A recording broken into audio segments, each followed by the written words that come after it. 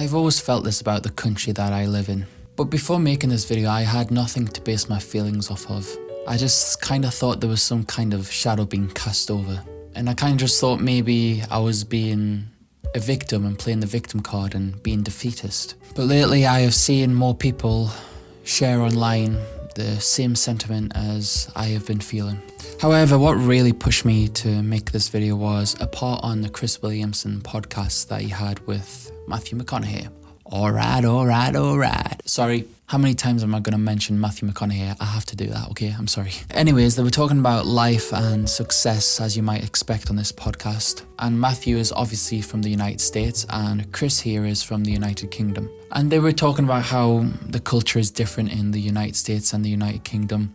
And they were talking about how success is interpreted and expressed. And everything that Chris said hit every feeling I had been feeling in my body. And I feel like I need to show the clip, so here it is. It's odd, especially in the UK, loving things, being too keen, right? Americans kind of have permanent first-line cocaine energy. Yeah. Very excited. Yeah. And I like it. I like excitable people. I like enthusiasm. However, the UK doesn't necessarily have that quite so much. And I always think how much I wish I could gift that back to the UK, about how much that positive reinforcement, we were saying it before, that first scene that you do, and the guy next to you goes, hey, that was pretty good. Yeah. The right encouraging word, the right time, where would that push people to? And okay, if that's what you want for you in the world, right, you have the opportunity to be that for other people, and maybe it's going to start to come back around, and maybe we can begin to change culture a little bit by doing this. When will that English, or does it? Does it have someone, though, that is constantly like, bollocks, that goes and succeeds, that the English culture goes, fucking bravo. Rarely. Does it ever? Rarely. So, interesting stat around the UK. Globally, so far in 2024, the UK has the second highest number of millionaire exits on Earth. What's a millionaire exit? A millionaire that has left the country and is now living in a different, okay. a different nation. China first, 15,000. UK second, 9,500. But the UK is 3% of the population of China. So pro rata, we have got by far the most millionaires leaving. By far. We do not have a good culture around supporting success, around people doing different things. Now, if you have a good ear, you might be able to tell that me and Chris have the same accent. Because me and Chris are from the same place in the UK, which is the northeast. I think he lived like 30 minutes away from me, so it's basically the same place. And the northern culture tends to be different than even the south of England. Now, what I say is anecdotal, and maybe not 100% true throughout the entire north. Don't worry, I understand that, but what I express to you will be my own experience, and I will share external things that will strengthen what I have to say. So my granddad was a part of the steelworks. Like many people in that generation in the 50s and 60s, it was a very dangerous job, as you could imagine. So it wasn't for the weak-hearted, so men just had to suck it up and get the job done so they can put food on the table for their families. And of course, it was a job that most of the working class gravitated towards, as it was pretty accessible, if I remember correctly. But by the late 1970s, a decline was occurring, as it was becoming expensive for the country to keep these operations open. Then in 1980, Margaret Thatcher, who was elected Prime Minister the previous year, privatised the steelworks, which caused well over 20,000 people to lose their jobs on the spot. Her reputation with the South was more favourable, as in Scotland, over 1 million people were unemployed. But the thing is with this country that still remains to this day is that politicians seem to prioritise the South over the North in this country. Because, well, that's where the most power is located. That's where the attraction is for the country. When someone from America or Italy says, I'm going on holiday, or I'm going on vacation to the UK. Where exactly do you think in the UK they are going to? It's London. It's never not London. Everyone goes to the south because it's more modern and it's the place where the most investment goes towards. I mean, the only reason people lived in these villages was because there was a mine there. And when they did take the mine away, we were left with a state of anomie where there was no point to be there. The report paints a picture of lives marred by family fragility, stagnant wages, poor housing, chronic ill health and crime. The most disadvantaged in Britain are no better off than they were 15 years ago at the time of the financial crash. There is no sign that help is on the way. I vaguely remember my father and my granddad disliking Margaret Thatcher for what she did. And it makes sense considering it was my granddad's job. I'm sure he suffered a lot during that time with having children and all. Losing your job on the spot when you've got a family, it's just not beautiful, is it? But on the other side, people think that Margaret Thatcher did a good deed by getting rid of the steel works. As I believe today, from what I've read, there's only 6 operating steel mills in the country, which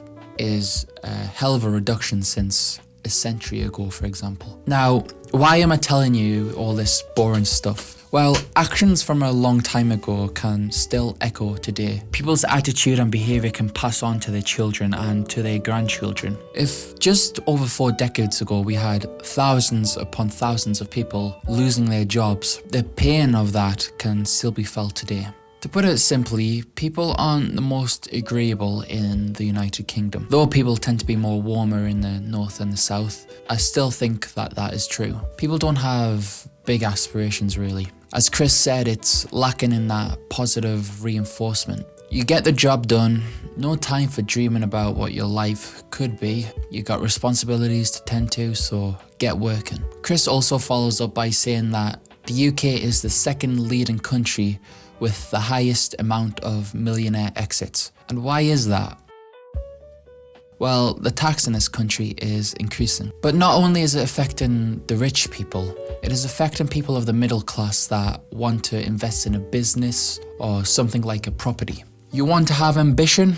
Well, let's just add another variable into the equation. And so now taxes are at the highest they have been since 1948, which I needn't remind you was a post-World War II time. Now, taxes in itself aren't evil. People hear the word tax and go, oh no, but it's usually because we feel like our taxes aren't contributing to something beneficial for the country. So when there's an increase in that said tax, it's only going to make people more angry when they can't seem to see where that money is going. So if they want to increase tax, they better have a good reason for that. The fact that corporation tax in particular has increased from 19% to 25% in just 1 year, the millionaires of this country have played enough games and are choosing to go elsewhere, to places like the UAE, where I heard taxes are like almost non-existent compared to this country. But it's unfortunate to someone like me because I happen to like this country.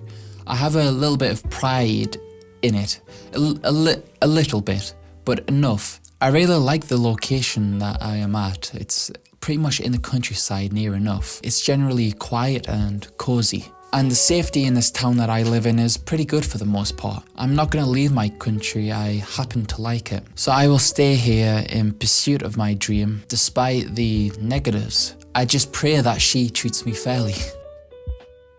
With the next thing I want to talk about, I briefly brushed over it before, but it comes down to the idea of encouragement and, more importantly, the absence of it. And how it can put people in this mindset of, it's just the way it is. People are already trying to make ends meet with a job that sucks the soul from them. Add the increase of inflation prices of gas and electric. It's no wonder people are stuck in the mundanity of life because they can't really go exploring for new big opportunities. They will just be stuck in the same position until one day they can retire. So in a way, it's understandable why they don't encourage people, because in their mind, you just probably have to be extremely lucky, and why would you encourage and give someone false hope? It's usually why kids that come from a rich family are very unlikely to become poor when they're adults. They can afford to take risks because of the money and connections they tend to have. And if that individual does fail in something, they can always fall back on their parents or the money that they have. Sure, they will take a hit, but it won't destroy them like it would to a working class family, where doing risks just aren't conceivable. Now, I want to make it clear, what I am saying might be taken as a criticism for capitalism. And what I've been saying is the downsides of the system. However, there is no system that has no negatives. I don't necessarily believe alternatives like communism or socialism would be better for this country. So what I would like to see happen is to make the most of what we have with the system that we are given. Hope that the society that we have has a better attitude and encouragement towards people. It's not like it's impossible. People have managed to break the cycle before and become successful. Luck is a part of it, yes, but it's like standing on an open football stadium. I'm at one end of the goal. The goal's over here. I'm standing over here. This is a full stadium, okay? If I want to score a goal, what can I do to make that a more likely outcome? If I take a shot regardless of its likelihood to enter the goal, or if I stand there and just think, there's no way I can do this. There's no way I can do this. There's no point in doing this. Yeah, taking the shot's a better idea. Even if you kick the ball a foot away from you, even that is closer to the goal than just standing there and over-intellectualizing it. Doing something is always better than nothing. You don't realize how much of a small effort can do for you. I get it, I live in a small town in England. I'm like that Journey song. Just a small town boy. It's not like Los Angeles or New York by any stretch of the imagination. So it is easy to conform to what the environment is. My environment and the attitude around me is generally one I have, frankly, no interest in. I have ambition. My goals in life aren't super duper clear, but I can make out a silhouette of what that is. It's a burning sensation to do something bigger than what I am. I think for a lot of people, especially men, we have some sort of recognition and relatability to a character like Thomas Shelby. Ignoring the fact that he is fictional and he's not morally the best person, and ignoring the god-awful alpha male things surrounding him, we can understand the desire to become something to revere when you come from a low-life position. He comes from the poor world of post-World War I England, which was a terrible place to live, which many of us don't experience that upbringing as bad as he did, but we can still find something in that to relate to. That's the power of fiction in my book. They create stories which sometimes are far-fetched, but they manage to sprinkle this humanity into it that makes it easier for us to digest, and so it's easier to reflect upon and see ourselves in them. There is a reason why we root for Tommy Shelby despite all of his bad actions, because we see a little bit of us in him. What I want to end this video with is this. We can't let big powers such as the giant government and or corporations let us feel small. It's how they keep the country running. You do your shift at work by making someone bigger than you earn more money. You get fast food instead of cooking. All these external things in the world overwhelm you, and it affects your mental state and gives you very little hope. It takes great courage and a sense of delusion and craziness to reject the mediocre life and strive for something better. I am possibly teetering on some potential dangerous territory as this is becoming slightly political, which is not my main focus. I acknowledge the importance of politics, absolutely, but I want my message to be one of individualism enlightenment. I want individuals, people, to have their own power. I don't want to let other people, whether it's a government or some individual of prestige, portray an idea in which we are the weak. I believe it's a fundamental flaw in humanity that we shy away from personal development and the chase of a better life. Now I'm kind of feeling like one of those evil individuals in history that had speeches that sound good on paper, but once they rose to power, you look back at what they said and you think, how did we not see the signs? So if I happen to turn into some evil dictator or some serial killer or something, just know that in this moment that you are as you are currently experiencing me, the place I am coming from is one of positive intention. I mean only to inspire people and give people things to think about. And with all that being said, thank you for spending time with me.